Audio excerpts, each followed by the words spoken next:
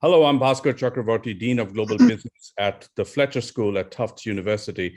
I'm here with Mykola Zhandarov, who is the CEO of Leater Integration, which is a company, an IT and tech company that focuses on AV and security integration based out of Kyiv. And Mykola is currently in the western part of the country. Mykola, welcome to our program and our conversation.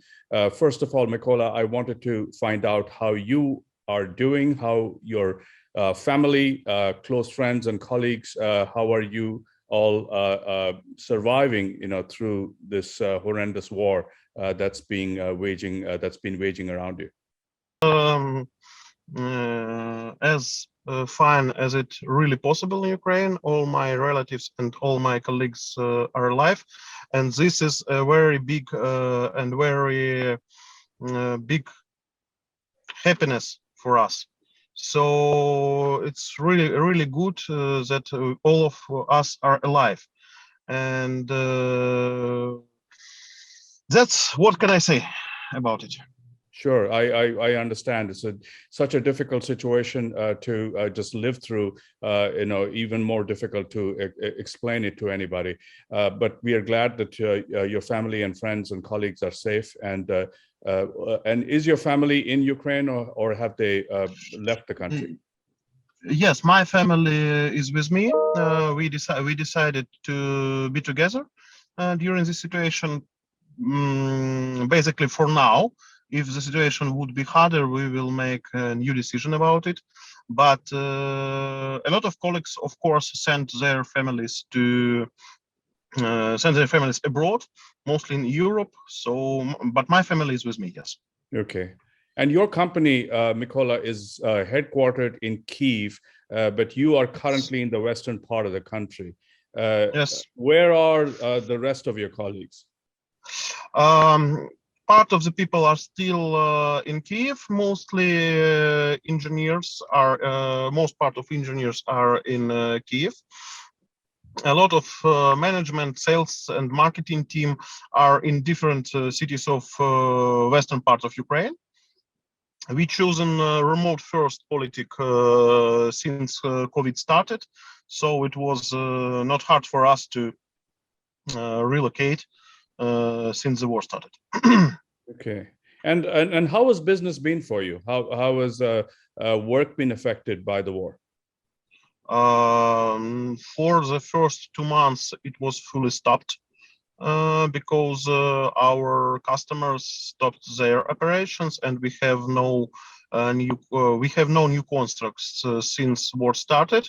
We have several service contracts that was signed before the war, and we are working with them. But for now on is a very hard situation for business, for our P&L revenue and so on. Of course, a lot of customers which are situated. We are mostly most part of our customers situated in Ukraine, and a lot of them stopped their operation. And of course, absolutely most part of customers stopped capex. And as integrator, we have no budgets from our customers to our services. Okay. And do you have any international customers, international clients who still have work that might come in, go to you or into your colleagues?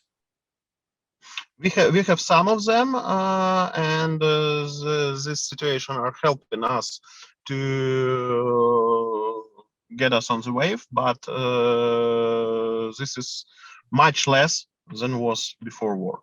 Some international customers supports us, and their help. We are providing some services for them, but this is much less than it was before war.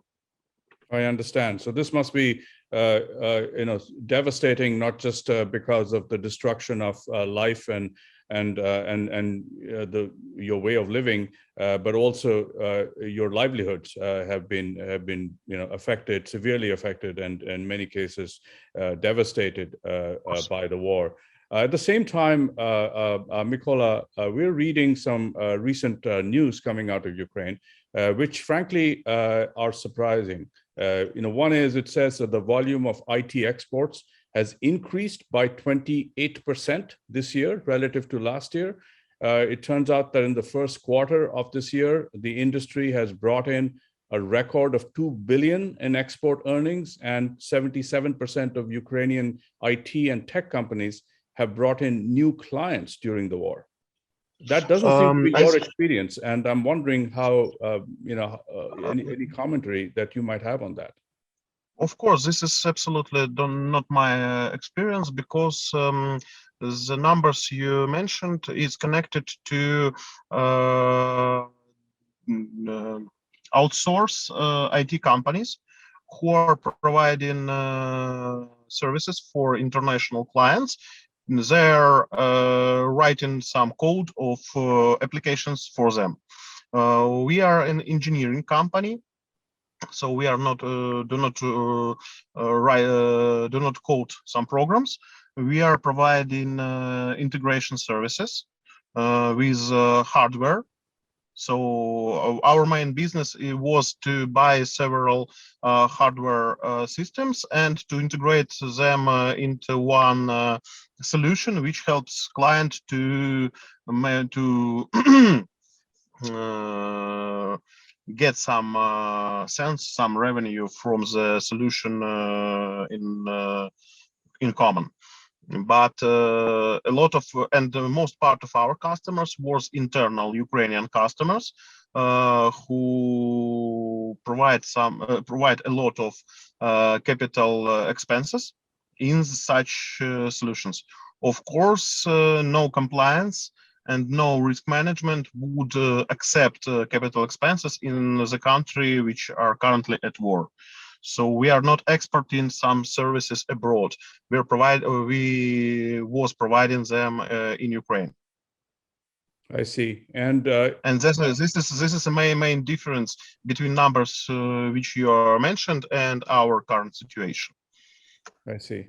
And is there a way in which the skills that you and your colleagues have can be used for international clients? I know that a lot of your work involves hardware, but I guess, is there a pivot that you can make in your business?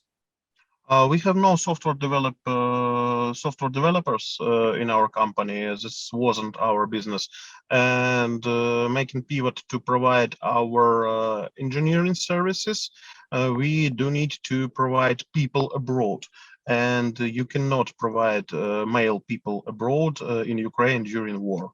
So it's absolutely banned for us. We are trying to make some trade agreements just to forward some goods and some systems to abroad, but it's very hard. First of all, a lot of expenses on taxes and logistic, and in third part is it's not very we cannot add a lot of added value to such decisions. So this is really hard when you are a service provider of internal things in Ukraine, which your engineer must provide by themselves, by their hands, not a software development, but some hardware connections and so on. I understand. So thank you, Mykola, for sharing your experience and the very difficult times that you're living through. We admire your courage and your resilience, through all of this. And suffice it to say that our thoughts and our hopes are with you, and we hope that this war ends very soon. Before we close, is there a message that you have for those of us on the outside, whether we are in business or in government or in universities, ways in which we can help the Ukrainian tech sector? I think the main message would be that we really make absolutely unbelievable efforts to win in this war, and I'm sure we will win. And after our victory, there would be a lot of great opportunities in Ukraine, and we are welcome any potential partners or potential clients to make their businesses in Ukraine after our victory.